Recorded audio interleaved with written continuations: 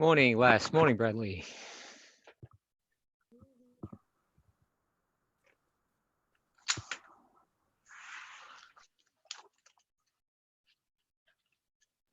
How are you today? Good, thanks.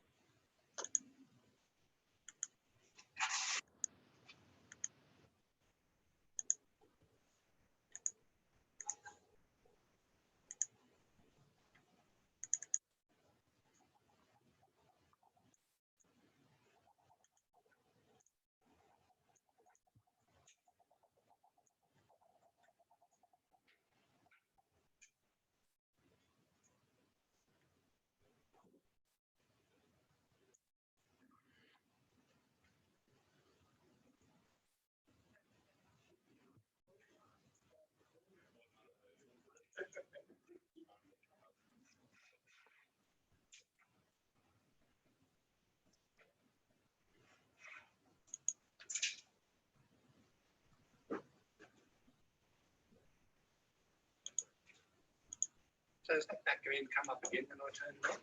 Yeah. You've got to stop it if you want to stop it too. Yeah. Okay, thanks.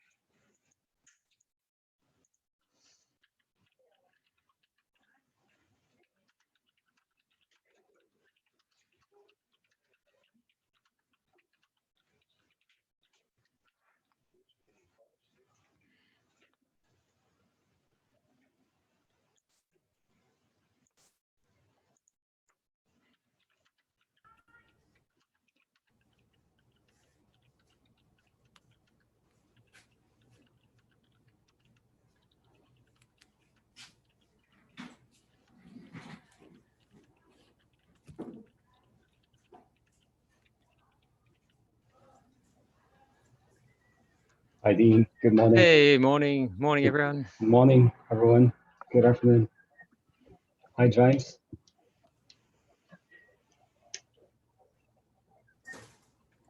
G'day guys, how are you? Yeah, good. Good. My 20-year-old son's got a beard like that now, James, but he's hoping he's got your beard, but not our haircut. So.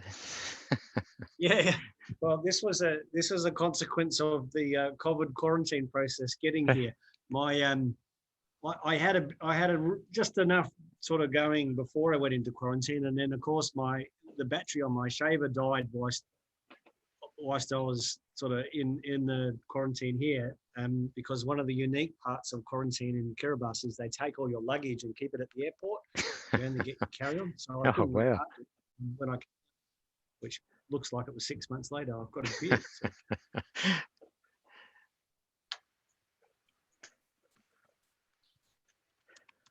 Oh, we've got the team assembling, so we're jumping in. Morning, everyone. Morning. Nice to see you. Hi, James. Hi, team from Solomon.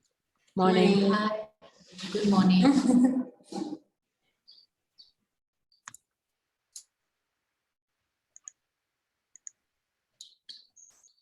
Morning, DG. Morning, Vivian. Good morning, all. Morning. And good day to all, to everyone. Hello.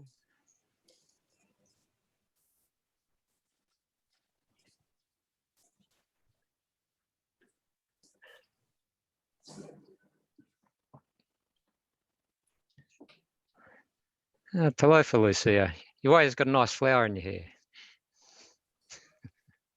So true. Thank you. Hi, Dean. Yeah. Hi, Vivian. Hi, Lucia. Hi, everybody. Hello, everybody. This is Robert here. How are you? Hi, Robert. Morning. Good morning. Where are you saying good morning from? I'm in Manila. Okay. Yeah, and yourself? I'm in Melbourne, Australia. Okay.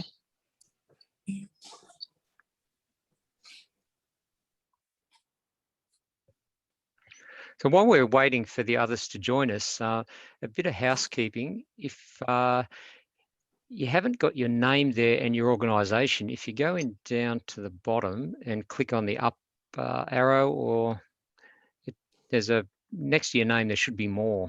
If you can't see that, if you click on more, you can rename yourself. So if you wouldn't mind just doing that, just so we can see where people are coming from and we know who's here with us today. There's some familiar faces, but we don't know some. So that'd be really helpful if you could do that for us. I'm on my mobile making this call, not my laptop. So I seem to have limited capacity to do that. Where are you from, Robert? I'm involved with the MFAT Facility Reform Project. Yeah, so I've been kind of working a bit with Cindy there. Excellent. Right, I will just make a note of that. Okay, we had, it's gone out to quite a few people, a lot of acceptances, so we'll get a few more minutes yet. It's just turned 10 now by my computer. And where are you located? I'm in Newcastle. Okay. So we're covering quite a few time zones today, I think, from Manila to maybe out to Niue and Cook Islands, Samoa. So I think we cover about 6 hours in time zones. Wow. Maybe the Cook Islands, I think, a day behind, other side of the international date line. So it's maybe Tuesday for the Cook Islands.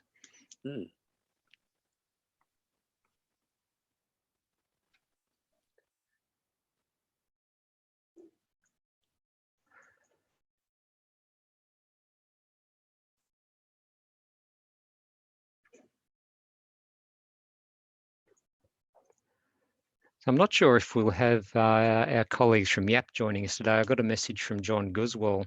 There's a tropical depression that's there you can see on Windy, the weather app up in the islands there near Palau and YAP. So they're battening down the hatches this morning. So John might be an apology.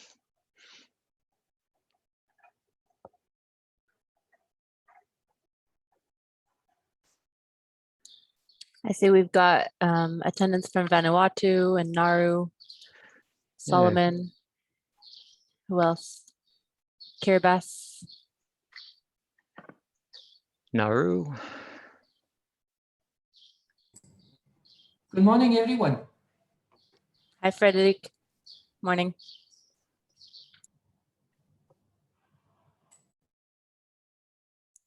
Good to see you.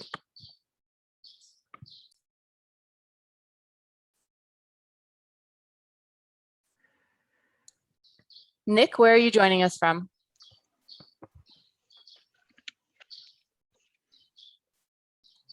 Hi, I'm joining you from Auckland in New Zealand, from a consultant to MFAT. Okay, super.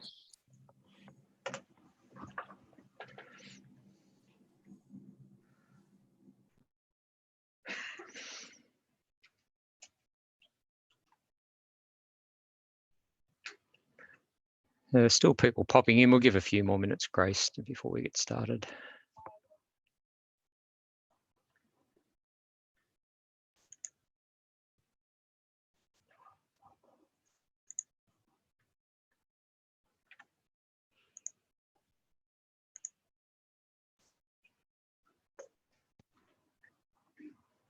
Can everyone see the presentation there? Got to make sure I'm sharing the right screen. I've got a few going this morning.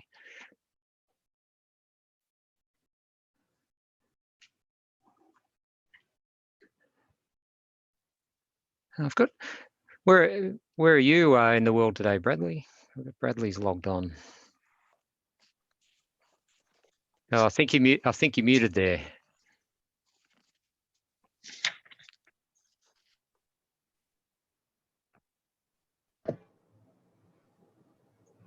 Okay. Yeah, gotcha. Yeah, gotcha. Okay, I'm from Ponte in the Federated States of Micronesia. Excellent. Oh, great to hear. Thanks for joining us this morning. Okay.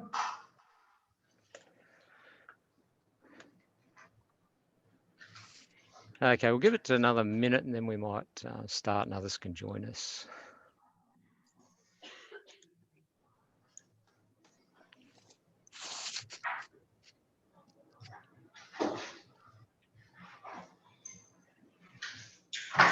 Shinren, where are you joining us from, if I may ask?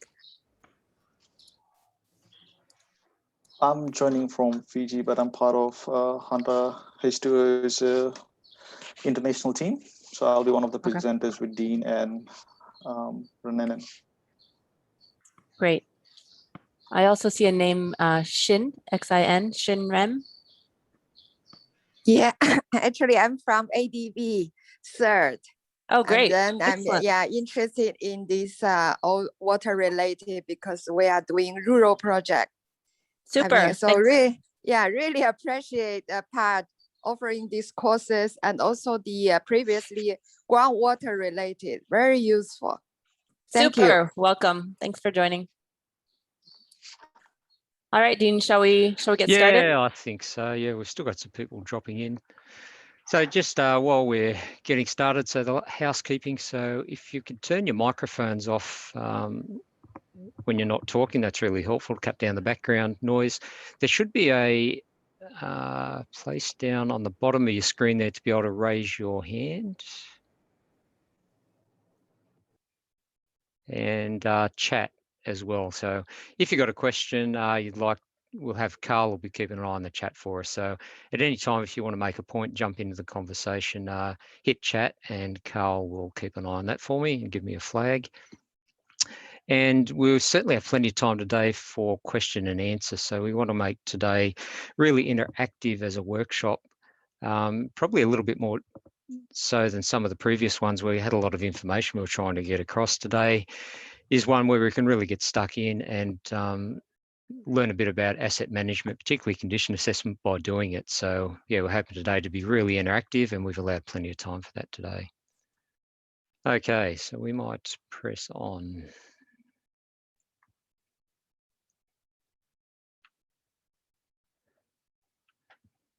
Getting all right, small screens going.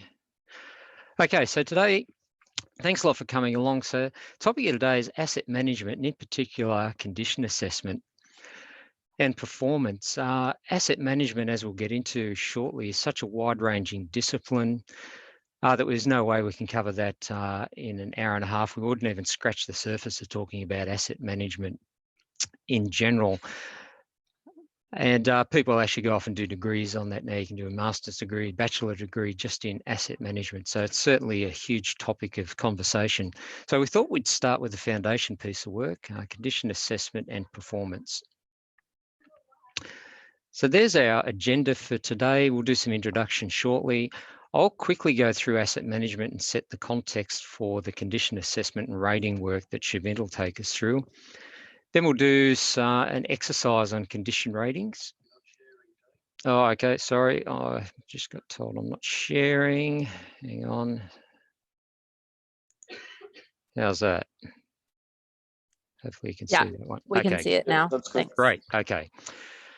So, yeah, I'll do the overview, then Shavin will take us through about 15 minutes on condition rating and assessment. So what's the theory behind it?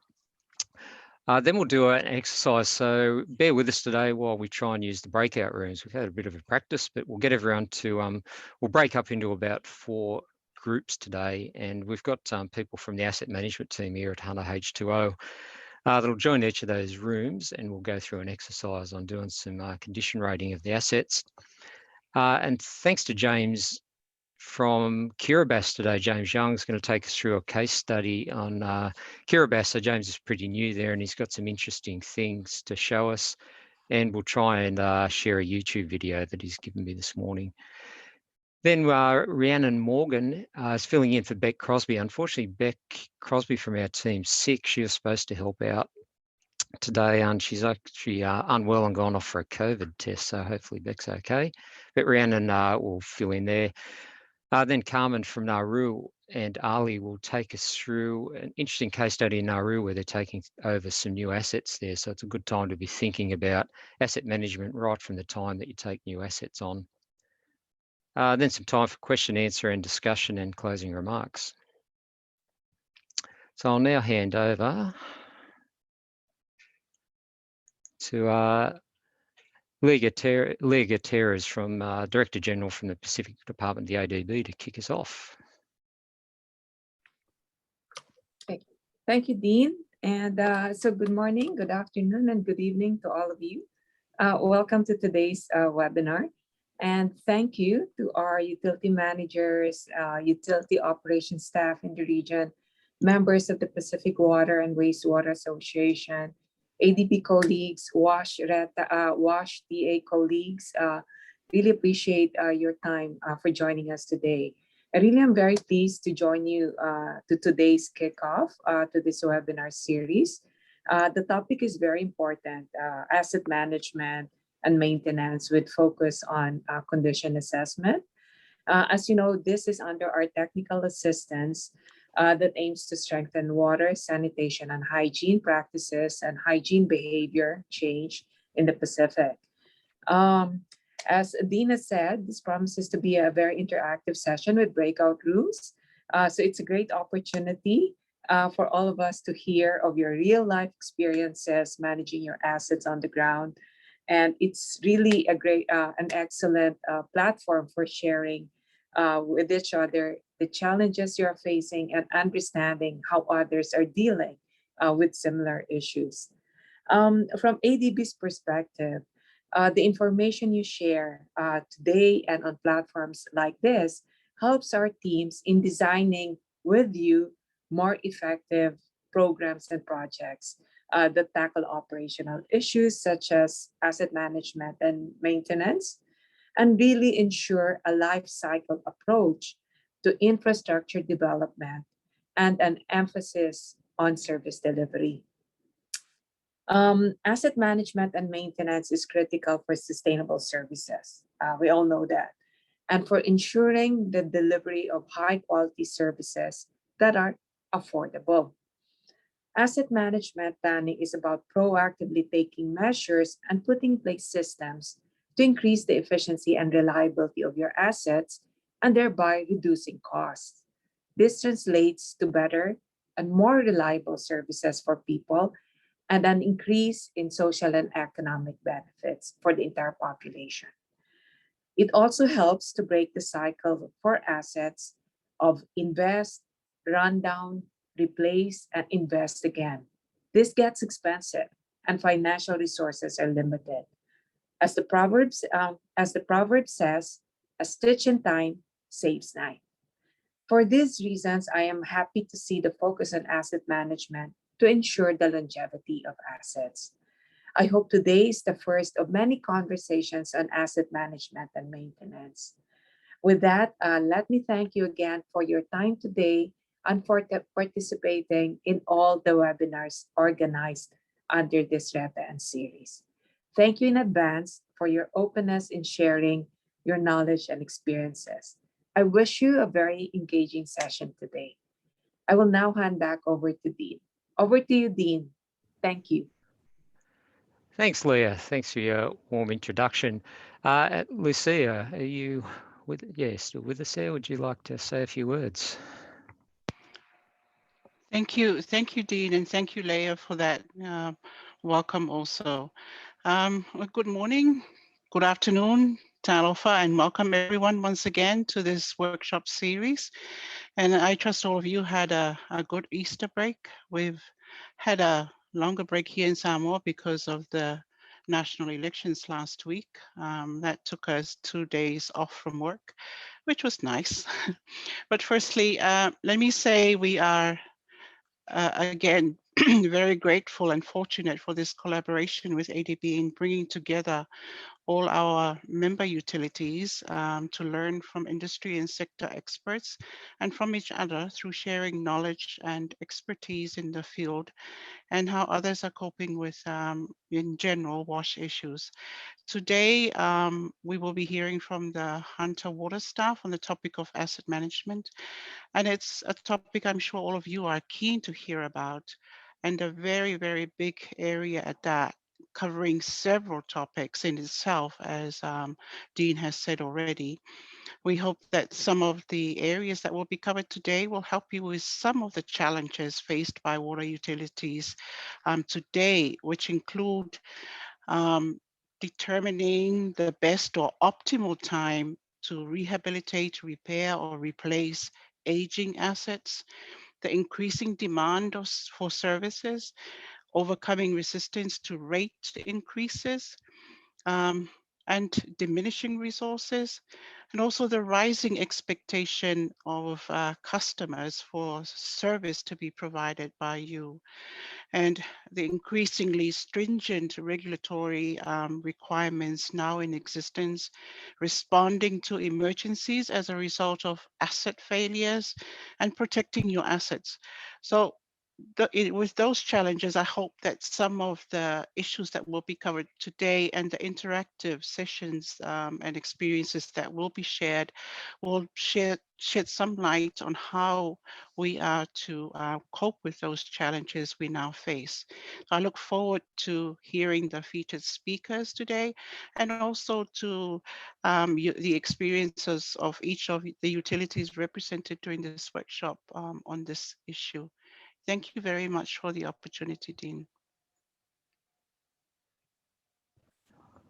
Thanks a lot, Lucia, and thanks again for the support of the PWWA for helping bring us all together for these workshops. So welcome, everyone. So the team we've got today that are helping with the presentation are some of our asset team from Hunter H2O. So in my normal role, when I'm not working in the Pacific, I do asset management work, and I've been doing that for over 30 years now. From my very first day at work, I worked in asset management. We've got Rhiannon Morgan, who's an experienced asset manager that's joined our team relatively recently, but Rhiannon is a mechanical engineer with a long background in asset management reliability engineering. And we've got Shavint Chand as well. Shavint's an asset engineer that's based in our Suva office. So they'll be the core team. And some of you will meet Alan Thornton, who's one of our senior engineers that I used to work for. Alan, so he's my old boss. He's also an asset engineer that'll join us today for one of the breakout groups. So some of you will meet Alan a little bit later.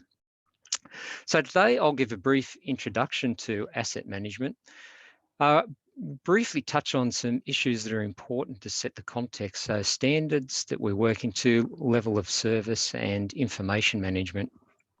So when we're doing our condition assessment work, we really need to have these sort of things in the back of our mind. Then we'll get into the meat of today with the condition rating and assessment, which Siobhan will take us through. And then Rhiannon will finish up on decision making. So once we've got this asset rating information, what do we do with it? How do we use it? So asset management. So what are we talking about? As I said earlier, asset management is a huge endeavour these days. In the past, asset management, when you talk to people about it, they think asset maintenance. But as you can see there from the description there of asset management, it involves life cycle costing. So we're trying to manage our assets to the least cost and the least risk. So it's no good managing our assets to the lowest cost if you're increasing the risk above the level that's tolerable. So there's a balance there between cost and risk. And we've also got to manage our assets to meet the standards that have been set by our customers. So what are our service standards? So asset management, you can start to see there just from that description there, that's a multifaceted thing that we need to do. And least cost is over the asset life cycle, the least risk of ownership, and what do we want out of an asset? So that's what asset management is in its fullest sense. Asset management covers the asset life cycle.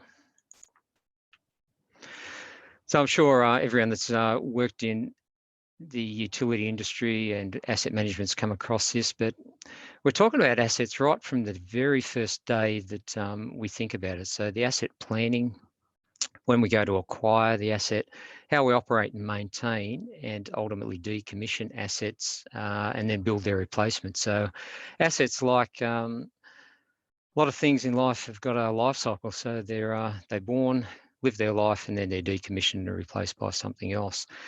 So we could spend days and days just talking about any particular aspect of the asset life cycle and explore it in a lot of detail. So what we want to do, though, is really focus on the nuts and bolts, the thing that underpins this, which is lies largely in the operation and maintenance. So once you've got an asset in service, how do you then operate and maintain that asset to achieve the things that we were talking about earlier? So minimise the risk, lowest life cycle, and make sure it still maintains operation to satisfy your customer needs. And to be able to do that effectively, we're really talking about condition assessment, so knowing your assets. Asset management's covered by some international standards now. So you probably hear this term, the ISO 55000 series of standards that cover off on asset management.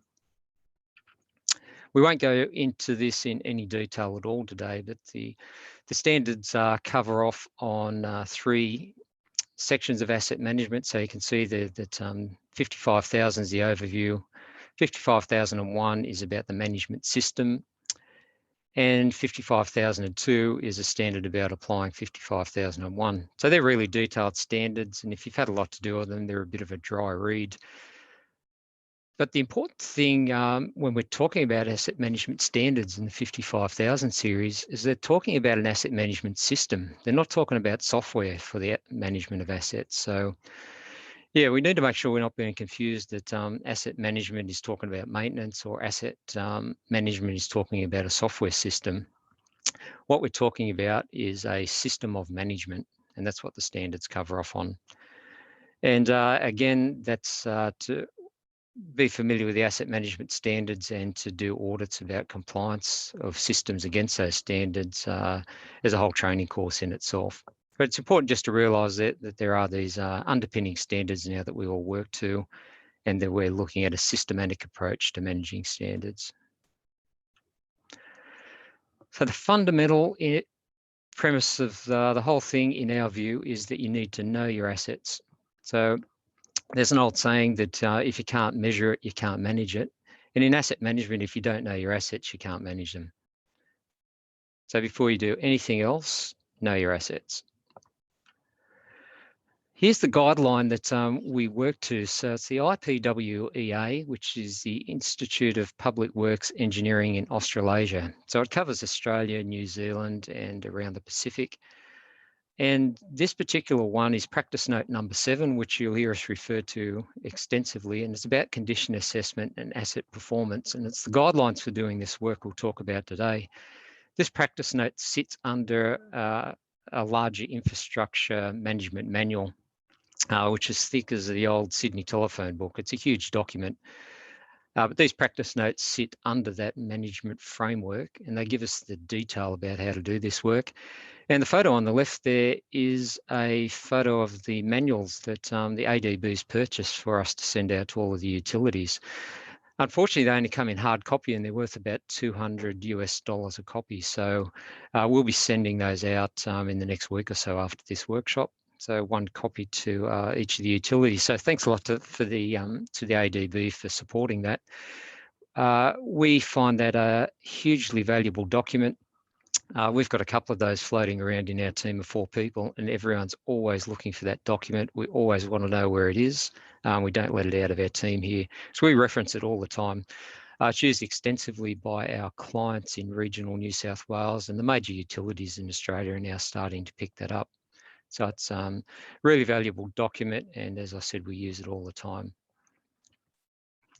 And yeah, we'll send that out. We'll let you know when it's in the mail, and if it doesn't arrive in a few weeks, you can get back in touch with us. So a few underpinning things for asset management. We have a duty of care. So as you can see there, that in our roles in utilities, we manage vital infrastructure. We've got a few responsibilities there. So we've got to demonstrate we comply with the government regulations in our countries, adhere to the guidelines and standards that are set, and importantly, meet community expectations.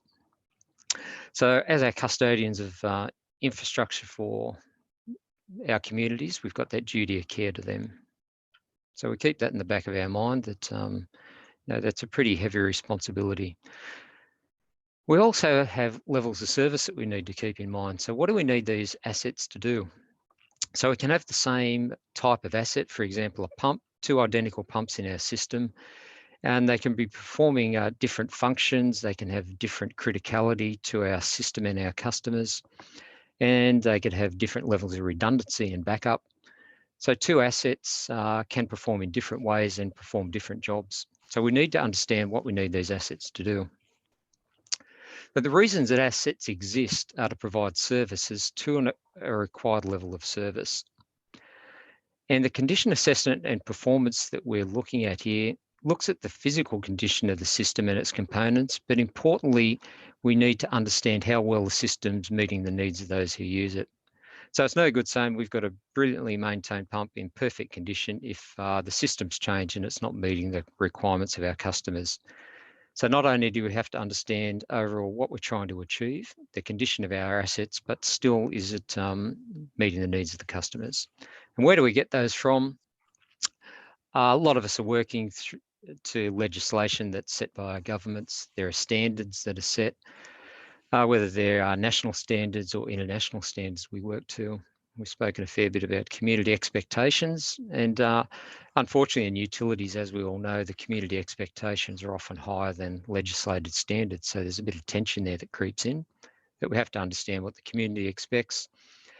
And we're also often constrained by our budgets, what we can realistically achieve. We can't have perfectly new assets perfectly maintained all the time. So we do have some budget constraints. And part of our work in lifecycle asset management is to understand the condition of assets and where we need to take action so we're spending money on the right things at the right time. And that leads into improvement plans as well. So often our asset management work works hand in hand with long-term improvement plans. So as you can see already, there are a few things we need to keep in the back of our mind before we even start to think about doing the condition assessment work. So how does the condition assessment work feed into the larger picture of asset management? And as we all know, maintaining assets and trying to run a complex utility involves a lot of information.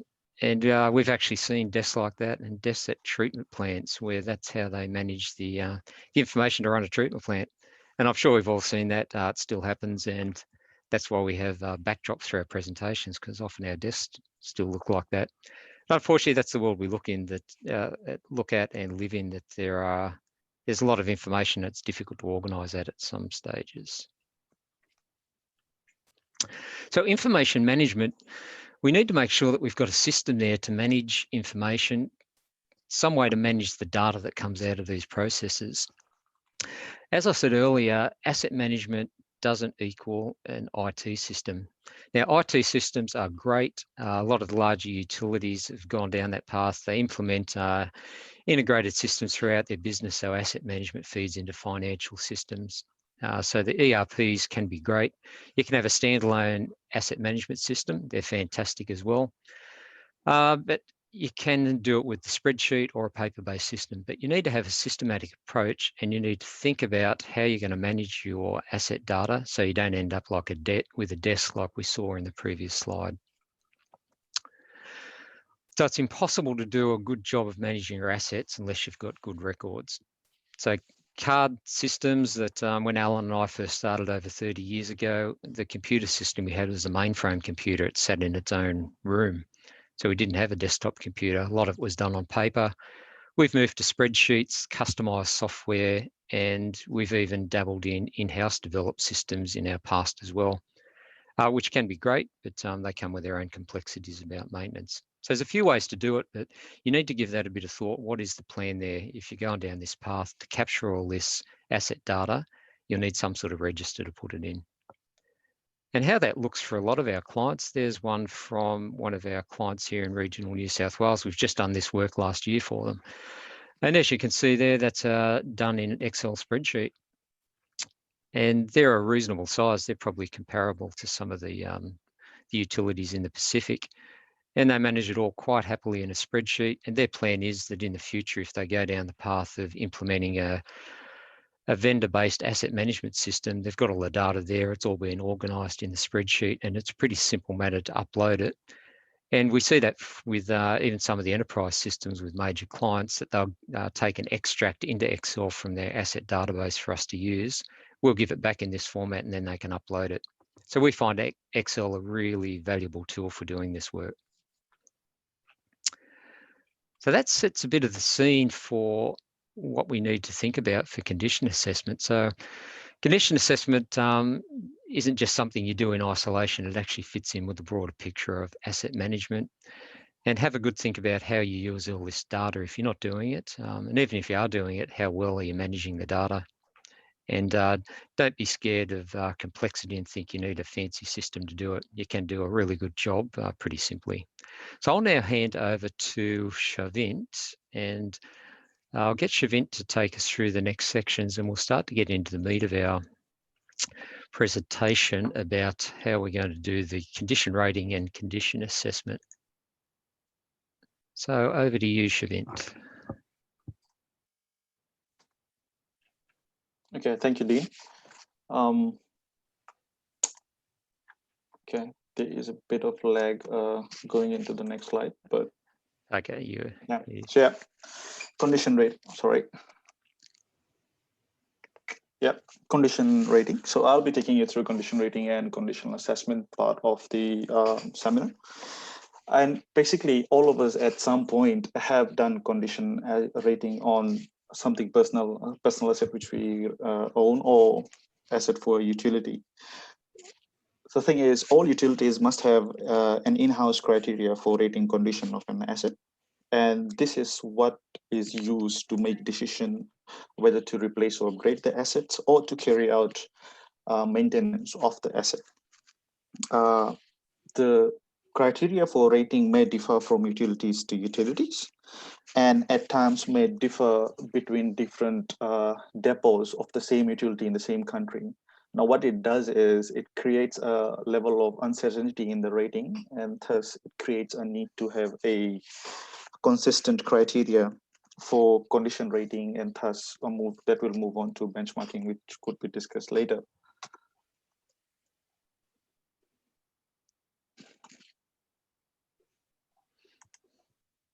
Sorry, next slide. Yeah, okay. So the core approach of condition rating is to grade the condition of an asset from 1 to 5 And if we refer to the practice note 7, the condition rating for major assets are already given. There are 5 general condition rating tables given in the practice note 7, and the condition 1 to 5 condition rating is used, where 1 is very good and 5 is very poor. We also use a condition rating of 0. This is used in circumstances where an asset cannot be rated due to a number of possibilities. One of them could be that the asset is non-accessible, or if the asset has been completely decommissioned and it's not in use at all.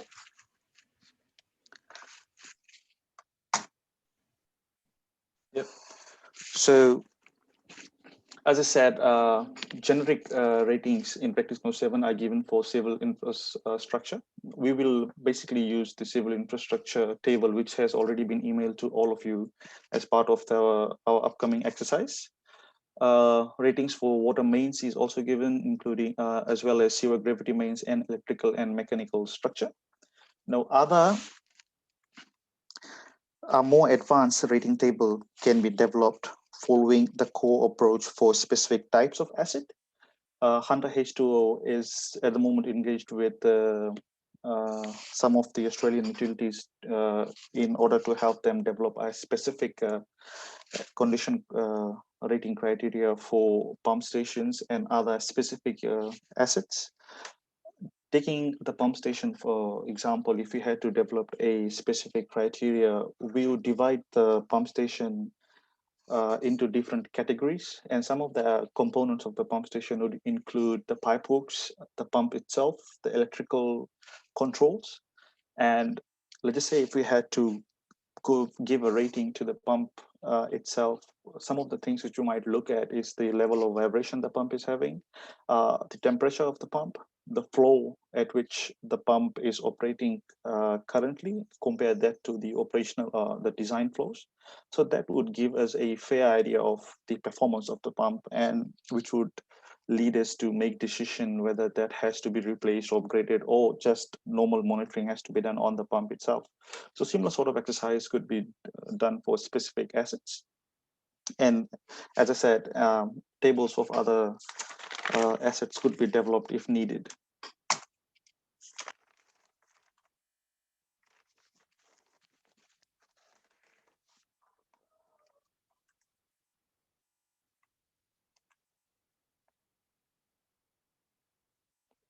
Sorry, Dean, there is a bit of lag when I'm changing slide. Okay. Yep, you're there now. Yeah. So one of the 5 generic tables is presented in note 7 is the condition grading and estimate of the percentage useful life remaining, and this is for water main. So this is just to show an example of the types of table that are present and what could be utilized as core approach to do condition rating. The common things to note here are basically the 5 columns, and the important ones are the condition grade, description, and responses. So as I said, the grade of 0 is given if the asset is not rated. That could be in case of that the asset is decommissioned or it's not accessible. And the response to that may vary from circumstances. Example, if an asset is already abandoned, the utility might choose to take it out of the ground or leave it as is, and put a mark on their information system, whether it's a GIS platform or an Excel-based platform, or taking a note that that asset is not being used. Grade of 1, which is very good. Basically, it's this is where the asset is in excellent physical condition. There is no reports of leakages or breakage in the water main, and if no other information is available, normally utilities keep a record of when the pipe is installed. So if it is within the first 20% of their design useful life, we would give it a condition grade of 1.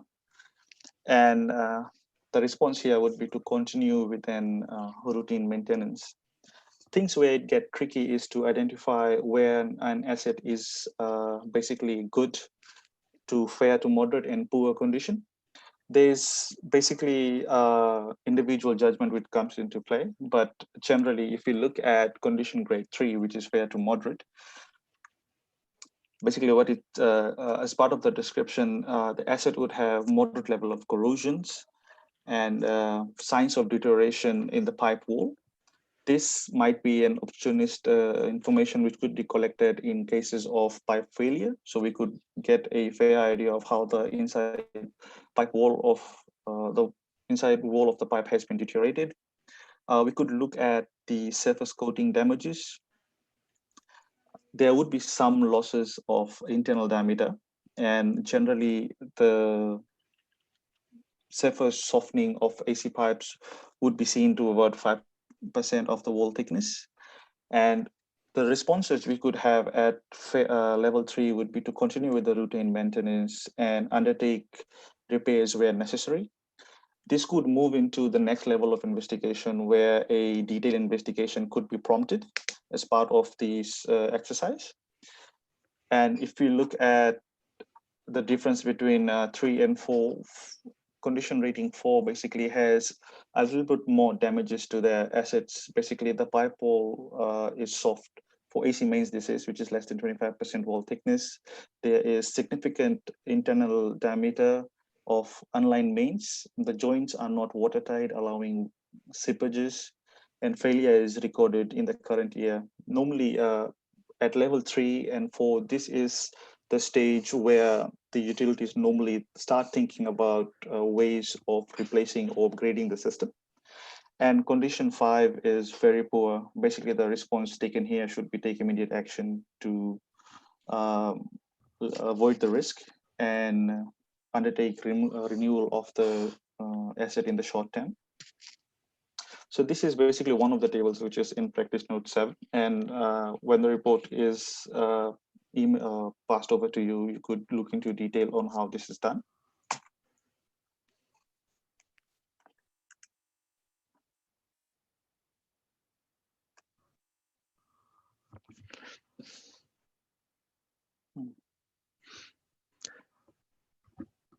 There's a bit of a delay there. Yeah. Okay. Okay. Yep. There we go. So once we are done with the condition rating, we move on to condition assessment.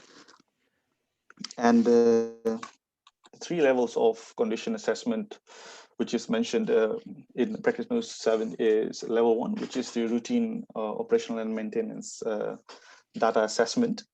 Level 2 is formalized asset inspection and condition assessment. And level 3 is a detailed investigation. So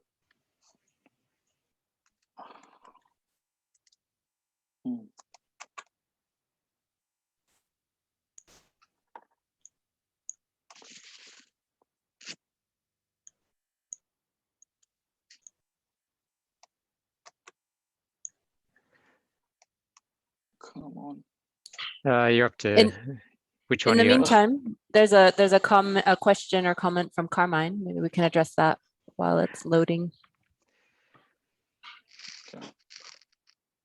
Yeah, that's a good question, Carmine. These condition rating tables that Shavint's talking about earlier are a really good guide. They're in practice note 7. They've been developed as a generic guide to how to go about this. So we're certainly looking with some of our clients now to go and develop specific tables for specific assets that they've got.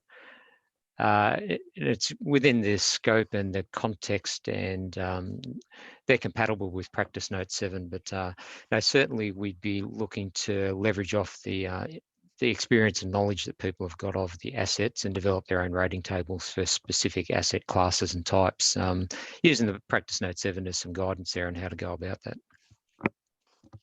Yep.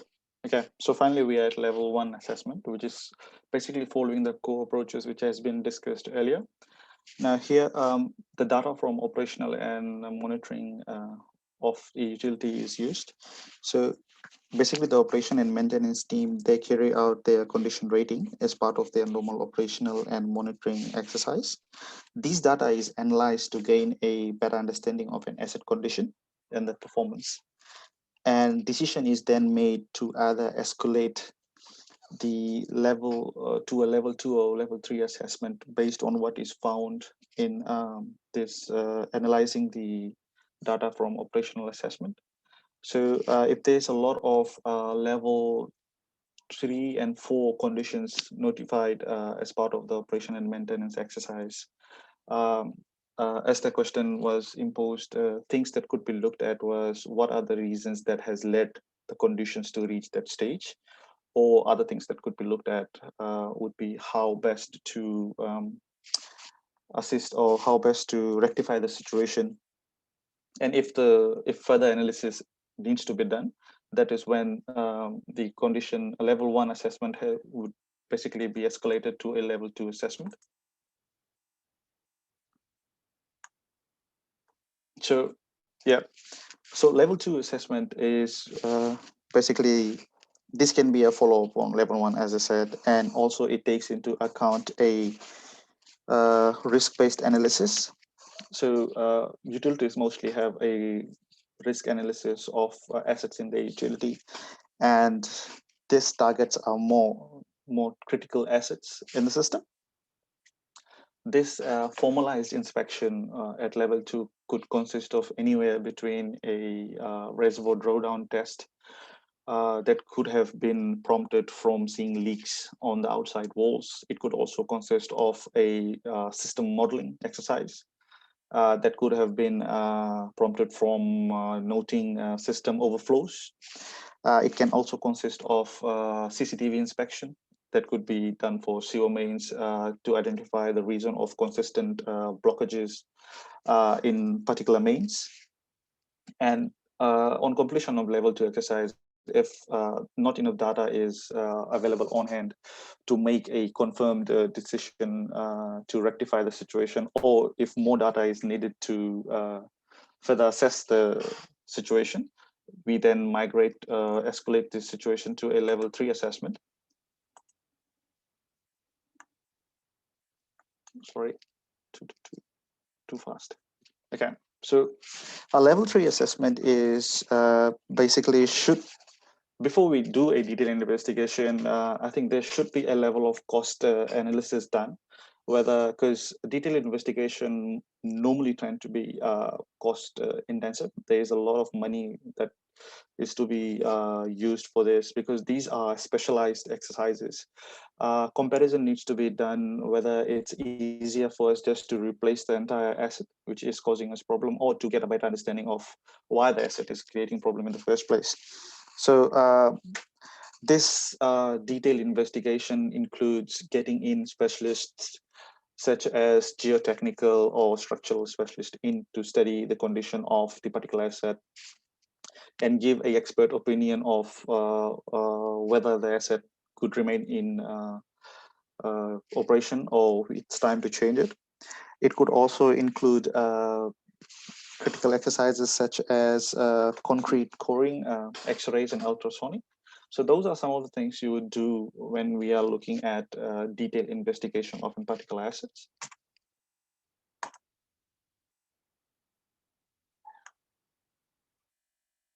Okay, so since now we have a basic understanding basically of condition rating and the condition assessment exercise, we'll move on to a conditional assessment exercise where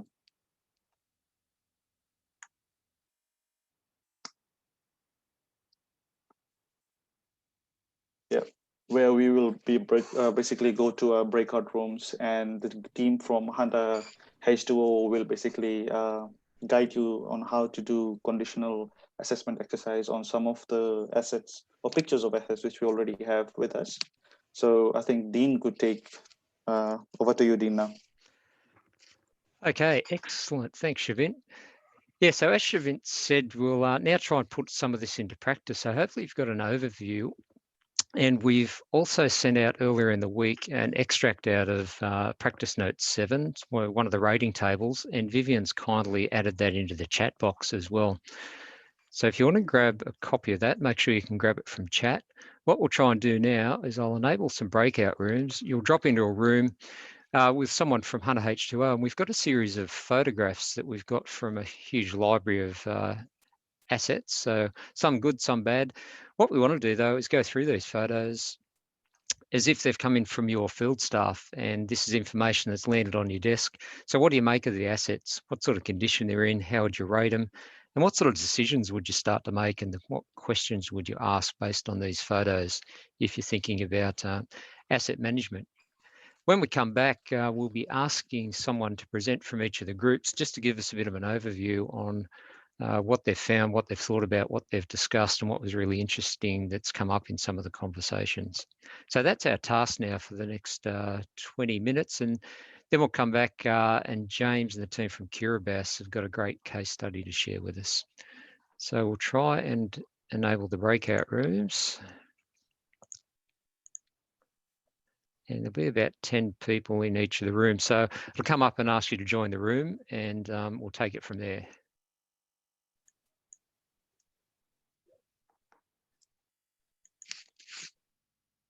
Okay, off we go.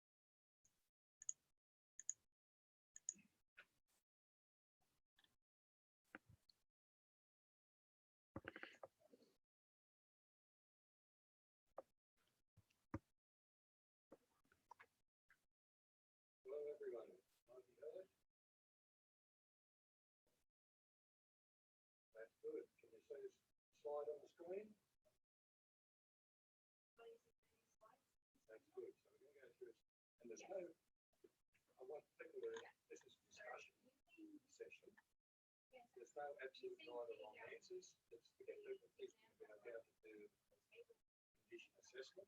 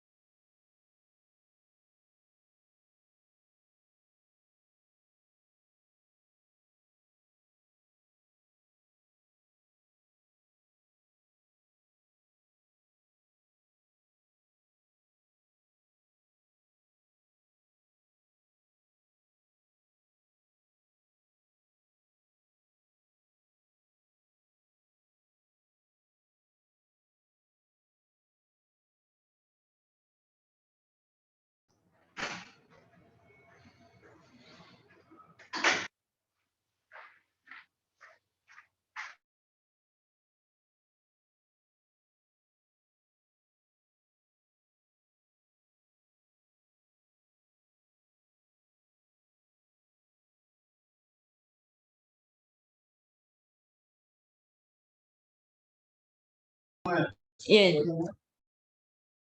Hi, Brad.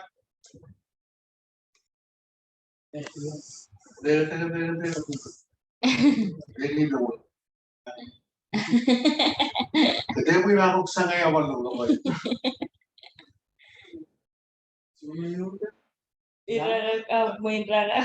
ako. Tama na, sudah speaker.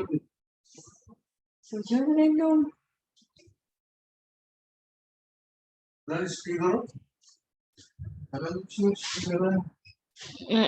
Kita mah ambil balik aja ya. Wala. Unchat. Yo speaker orang. Unblock sangat jani. Nay. Olialan balik ya.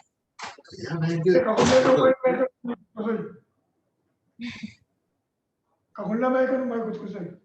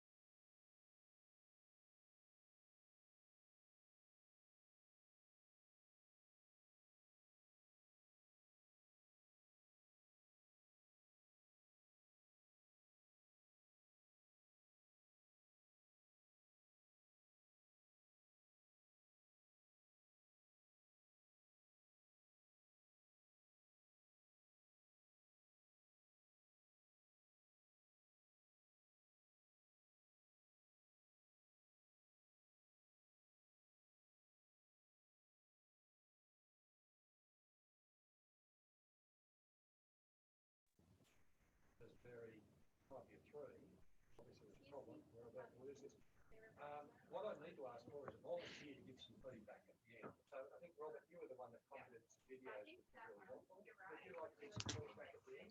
We're about to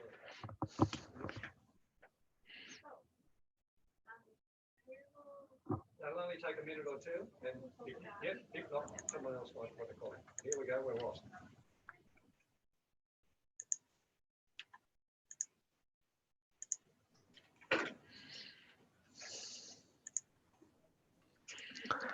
Okay, everyone, welcome back. Okay. Now we've got to keep an eye on the time. We've had too much fun going through those photos. So I'll share screen, get us moving along. And we've got some people that need to leave pretty soon. So I think if we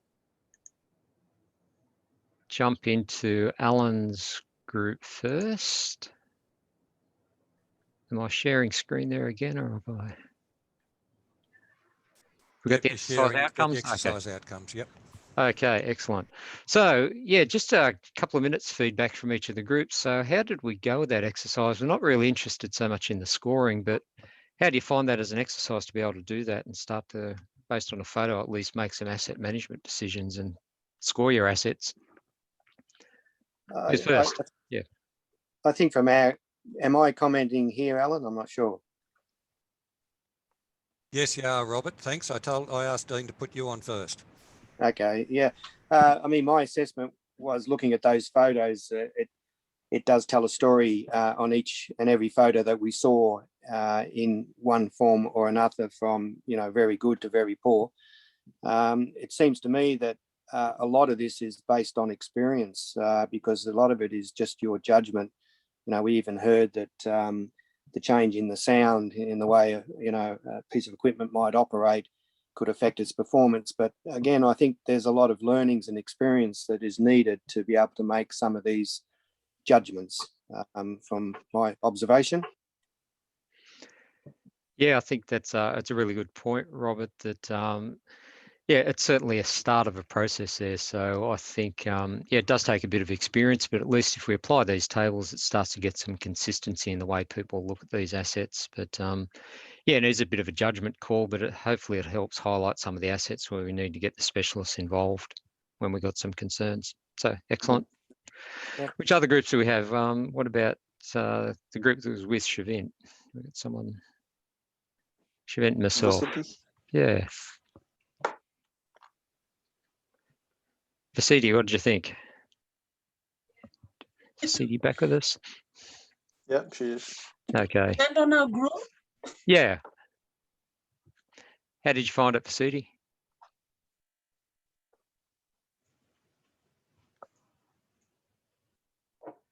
For all the, sorry, I was caught by surprise because I assumed that Shavin would do the presentation for us.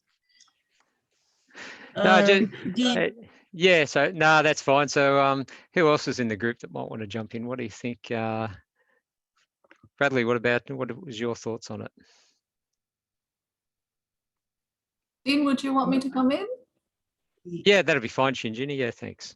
Yeah, so we were shown a lot of assets. There was, and some of them was very, very clear that they required a lot of maintenance. Some of them it was not so clear. So, we need more information. There was a pump which had corrosion, but without a video, without the sound, it was really hard to score it.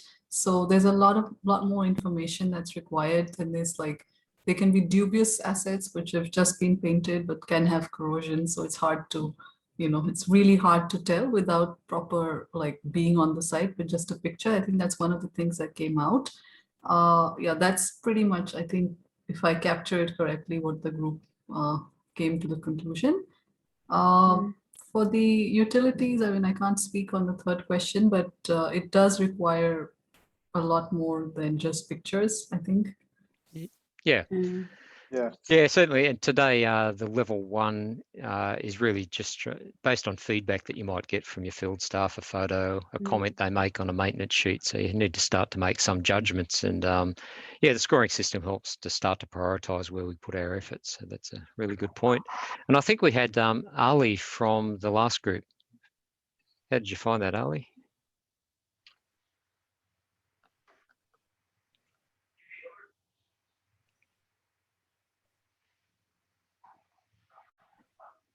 No, mightn't be able to hear us. Who else do we have from that group? Rhiannon?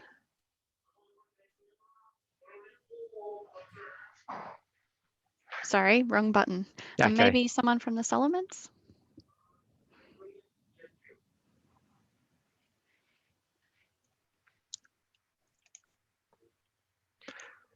Or Ryan? Everyone's gone quiet. Okay, we'll let them get their thoughts. We've got we'll catch up. I think Solomon's coming on. Oh, Go okay. ahead. I think for us from Solomon Islands, like this is the first time that we've been like go through something like this for asset management. Like we haven't done anything on it, but the pictures like for the exercise, it was very interesting because I think from it we can learn from it and then we can do it with our assets because we have some corrosions in our reservoirs and we don't know how to make like we don't know how to the rate of corrosion and what should be done after that. Yeah, well, that's great. Well, I'm glad you got something out of it. It's really just the start of a conversation. So really an introduction to asset management. And I think the fundamental point of this is that you can start to make some of the decisions, but as we all know now in our discussions, you can't tell everything just from a photograph, but it should be enough to be able to trigger the conversation, start you thinking about your asset maintenance programs, what your field staff are doing and how you prioritise your efforts. Excellent. So we might, we're lucky to have James here, so we might just hand over to James for a quick overview of Kiribati. Thanks, Dean. Now I've got this is actually quite a good example from one of the pumps we had in our little group discussion just then. And as we sort of mentioned, a picture doesn't always give you the full story here. So this is a pump from our Bonriki Water Reserve. There's no redundancy in this pump set here, which means there's no backup. We can't rely on any other installed pumps. There's no spare parts. There's no replacement strategy on this pump. It's a very unusual selection. It's not really suited to the flow and pressure selection. So there's some just details of this particular asset. But we sort of touched on some criticality issues, but this pump basically is our only water supply at the moment. So if I've that hit the wrong pump button, goes sorry. down, Yep. if that pump fails, we really have a problem. So I think understanding the criticality of the asset that you have is really important. And this is really a failure throughout the asset cycle here around good pump selection, building in some redundancy, and then having preventative maintenance and then knowing when to replace something as well. So this is a very high risk asset for us. So we really should be replacing this the moment where we start to get nervous about its condition. So that's a good tale there. And Dean, are you right to run that YouTube video from your end, please?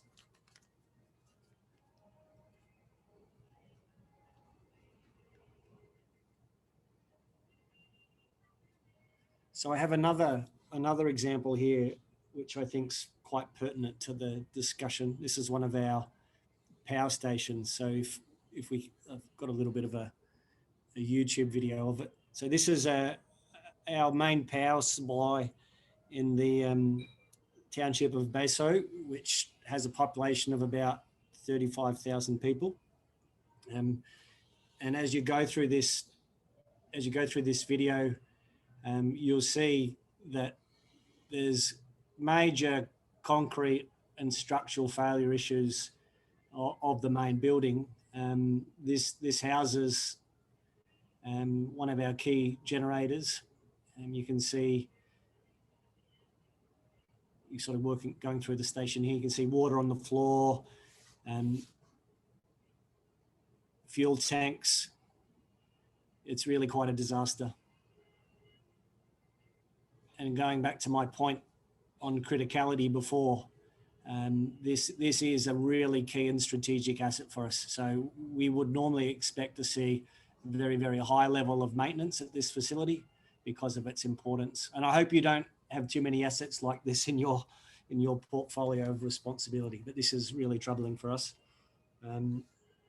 So how did we get into this situation? I mean, that was a question Dean raised before.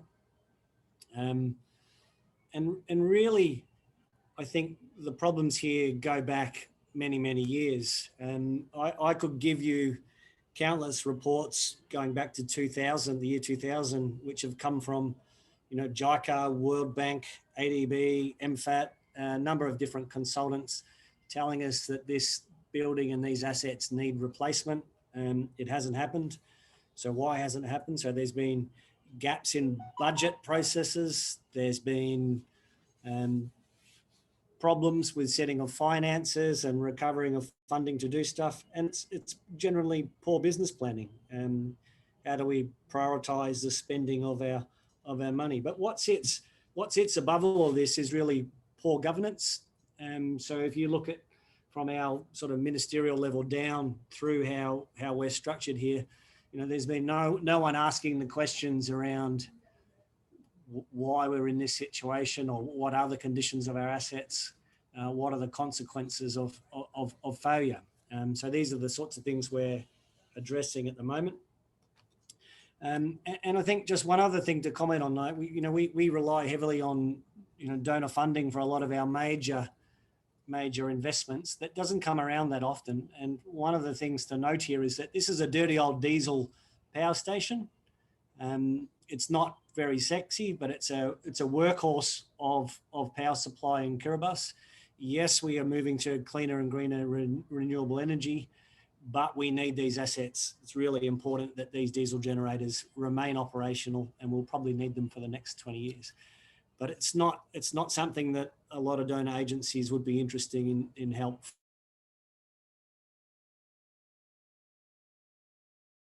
So there's no earth grid, there's all sorts of issues electrically on this. So really the whole site needs to be condemned, and we need to shut it down as quickly as we can and replace it. So I hope that was informative. That was excellent. Thanks a lot, James. And yeah, really, in my mind, it sort of gels together about the importance of asset management and what we're talking about here. And the fundamental questions come up a few times today that, an asset might be in the condition that it's in, we can give it a score, but how did that asset get to the condition it's in? And what are we going to do about it? I think we've talked a bit more about asset management being a lot more than just about an exercise about software. That's really about exercise about process, about doing things well and having some discipline about it. So we're starting to run out of time, so we'll quickly go through now and have a look at, just touch on asset management decision making. We've talked a lot about condition now and started to touch on what do you do with this information. So Rhiannon, over to you. Thanks, Dean. It's great to have an understanding of your condition of your assets and what your assets are, but if you don't do anything with it, I guess it's kind of useless. So just a second. We need to take that information and do something with it. It's not changing. There we go. So we need to turn the data into useful information, and that is turning the data gathered into information to assist in decision making. It's a critical outcome of a successful assessment process. The outcomes would include a development or an updated register of your assets with condition rating of each asset and the estimated remaining useful life of each asset. That should also include a risk rating for each asset. It may include criticality as well.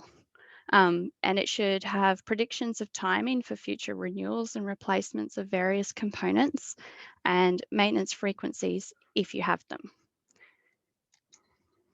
Whoops.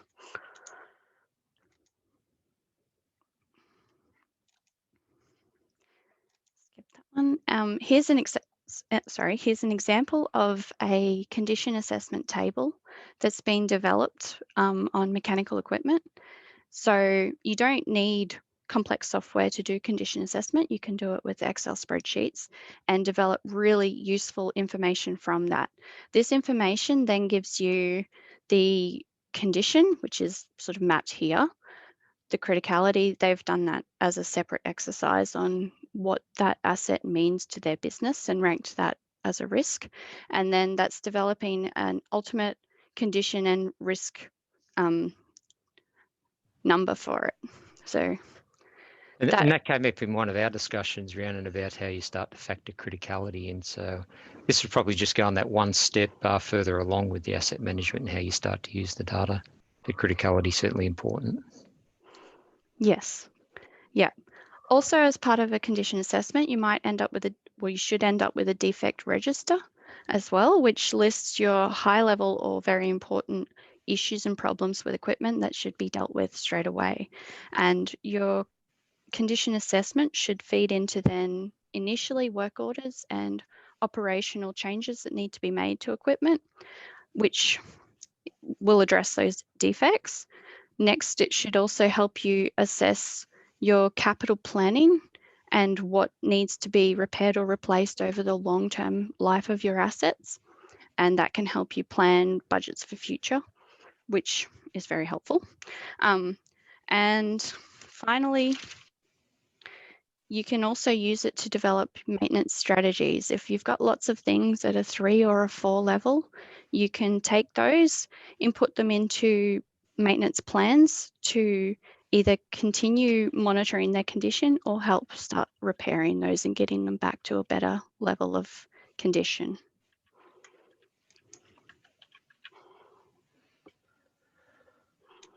Sorry, it's a bit slow.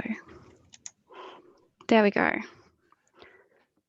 So thanks, Rhiannon. So yeah, it's really important to turn the condition assessment information into useful information and actually act on it. So Ali, we're over to you for Nauru. We're starting to run a little bit short on time, so unfortunately, sorry, gone the wrong way. Okay, over to Ali for. He's going to share what's happening in Nauru briefly. Thanks, Dean. Yeah, thanks, Dean. Basically, that slide that is currently being viewed, it's just a typical example of how the water production and dispatch is undertaken in Nauru. This is slightly different to the rest of the Pacific island countries, I would say. In Nauru, it entirely depends on RO plants or reverse osmosis.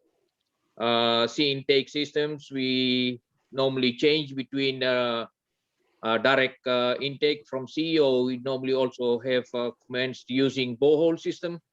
So at different instances, requires different tuning of RO plants. We need to adjust them accordingly to make sure they are able to operate membranes. Basically, when we install membranes on these RO plants, they are actually sort of variable type that are able to run on borehole water, slightly low salinity, and with direct seawater, which is very high salinity.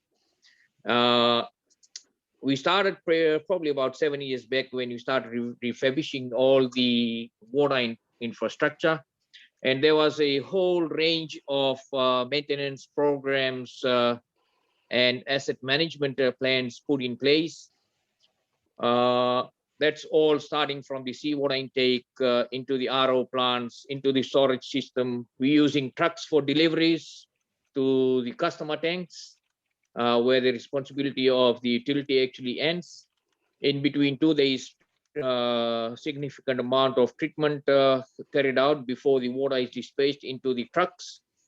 And as I said, that we have a whole range of maintenance programs that incorporate planned maintenance, that's before failures occur. We have proactive routine maintenance, preventative maintenance, that's on condition-based, time-based, risk-based, and failure finding. We also have implemented a lot of predictive maintenance, which is slightly more advanced approach to the condition-based maintenance that's using a lot of sensors and protective devices that provide pre-warning to operators. That component is about to fail. There is alarm systems and shutdowns to discriminate default at the first instance before a catastrophic failure might occur. In that point also, we have also encountered a lot of unplanned maintenance that's due to unforeseen circumstances, continuous operation, and to meet demands. There have been a couple of after a failure maintenance been carried out. That's during breakdowns or corrective maintenance, deferred or emergency maintenance that we require to carry it out. Otherwise, as far as the asset management plans are being concerned, we do have a draft management plan on hand. That was, we actually were lucky enough to have this carried out under the ADB technical assistance. So that actually currently is in draft level, and hopefully that going forward we'll be able to put it into a lot of discussions. Probably we'll share amongst other Pacific countries to make it a firm document for NUC. So that's basically a brief on how NUC's water operations and asset management plans are currently working.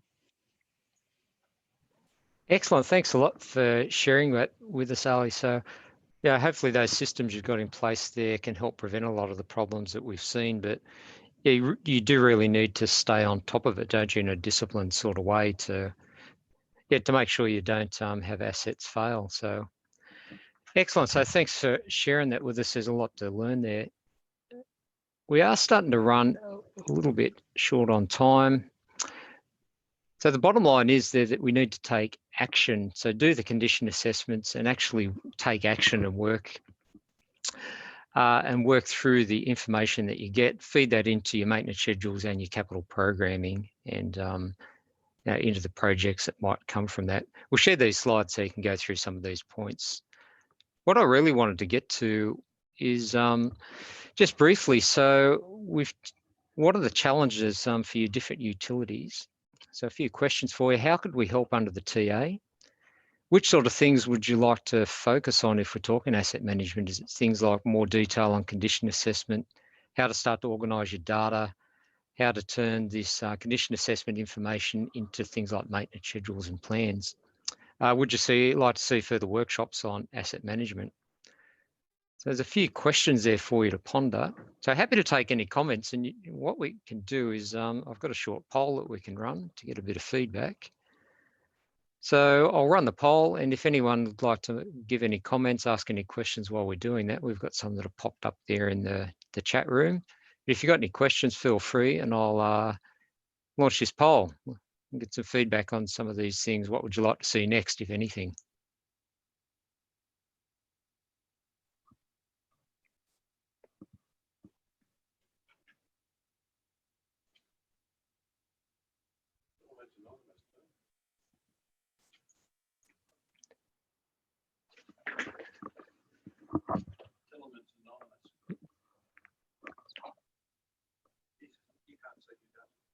Yeah.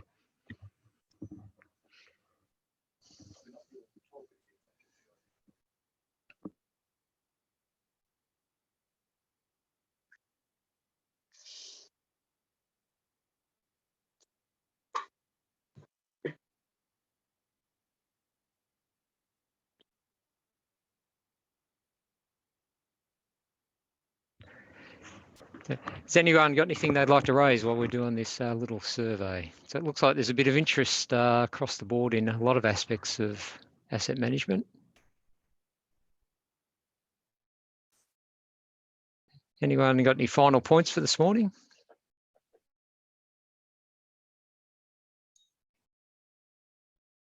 Yeah, so Vivian's just asked if we can get some, start to get some asset photos from across the region and do it with,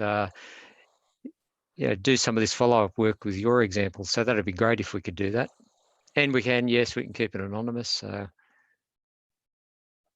yeah, that'd be great. So we'd be happy to do that if there's some interest. we're certainly happy to follow up on any aspects of this.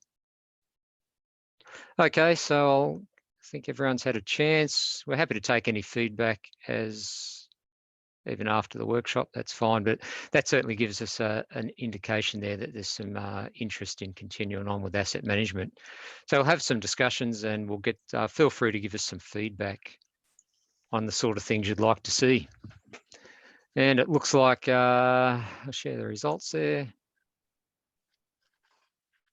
So it looks like some data analysis and maintenance planning. But it looks like strong interest in asset management across the board, so that's good to see. We're happy to take that on.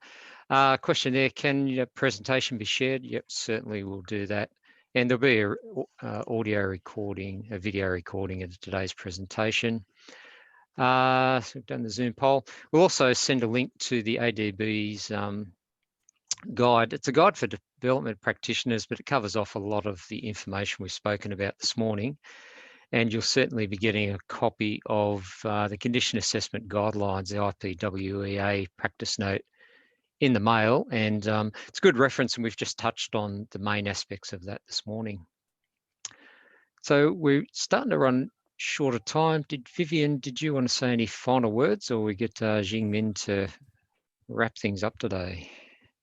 Yeah, maybe I just thank everybody for attending today and for your active participation. I personally got a lot out of it. And I think the discussions show a shift in the sector from infrastructure development to really focus on service delivery and outcomes and ensuring the longevity and performance of investments. So maybe a key message I want to leave us with is to leverage the links between water supply, sanitation, and health, which is the key focus of this regional technical assistance.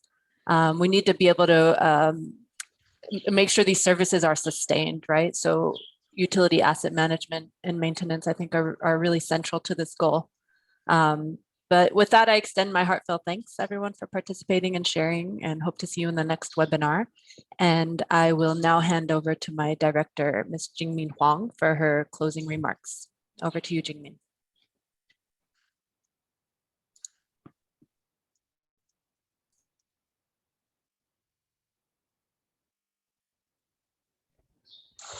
I think you might be on mute, Jingmin.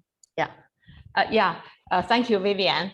And thank you to Dean and the PWWA, and also our ADB WASH team staff for this very excellent organization, and also conducting such an interactive workshop. This webinar is part of our Pacific WASH technical assistant. This technical assistant will be implemented at least 3 years. So it's a good opportunity for us to work with all the water utilities here to improve our service continuously.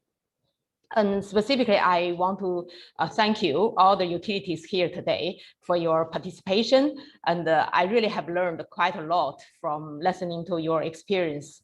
And I can really see how you have accumulated this real knowledge by delivering day-to-day service, from your delivering day-to-day service to your clients. And thank you for all the work you have done, and thank you for sharing the experience here with us. So many thanks, PWWA, Solomon Water, Nauru Utility Corporation, UNELO in Vanuatu, PUB in Kiribati, Palm Bay Utility Corporation in FSM, Southern Yap Water Authority in FSM. Good to see you, Lucia, and good to see you all. Your contribution is really essential to ensure the public health objective in your countries would be achieved, specifically in this pandemic time. And also, more important, your contribution is very essential to sustain the service delivery in your country. As James from Kiribati Water Utility mentioned, it is really very essential to understand the situation of our asset and take adequate maintenance to make sure the service is continuous. And from ADB side, our team is always very happy and would like to continue to work with you to increase the sustainability of the investment project and increase the lifespan of our assets. We hope today's asset management session would just be a starting point of our work in this asset management. Since we all know that the remote monitoring and the drone technology now is quite advanced and it's quite easy to take photos of our assets. As Vivian and Dean mentioned, maybe we can collect some photos and maybe we can even do some photo competition to really show the reality of our asset management. Of course, we don't need to put the name, but it will be lovely to have a very interesting discussion on the real cases. We look forward to using this platform for more discussion on sustainable infrastructure and service delivery, and your contribution to WASH and health is really appreciated. Thank you so much. And then I just give it back to Dean. Thank you. Excellent. Thank you. And thanks for the closing remarks. And thanks everyone for joining it. We really enjoy talking asset management. As you can see, we've gone over time. We can talk for hours and days on asset management.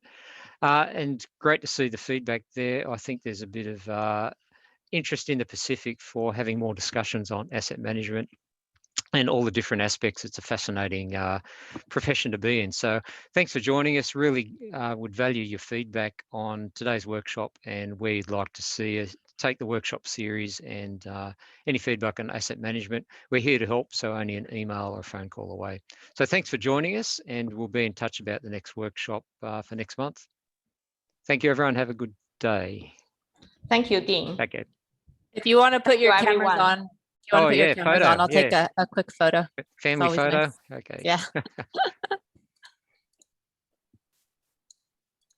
Lass, if you're there too, you can help. We'll compare. Nice to see everybody. Okay, let me see. Let me get it. And go. Thanks, everyone. Okay. Really nice to see you. Cheers. Thank you. Thank you, everybody. Bye-bye. Thank you. Thank you, Ali and Carmen, and thanks, James. That was really good. Thanks, Dean. See you next time. Yeah, we'll be in touch. So if you need any help with any of it, feel free to sing out. Thank you, No Lucia. worries. Nice to see Thank you. you. Bye. Bye. Bye. Bye, ADB colleagues who joined also from other departments. Cheers. Yeah, thanks, Lucia. I'll send those materials through and we can get those shared as well.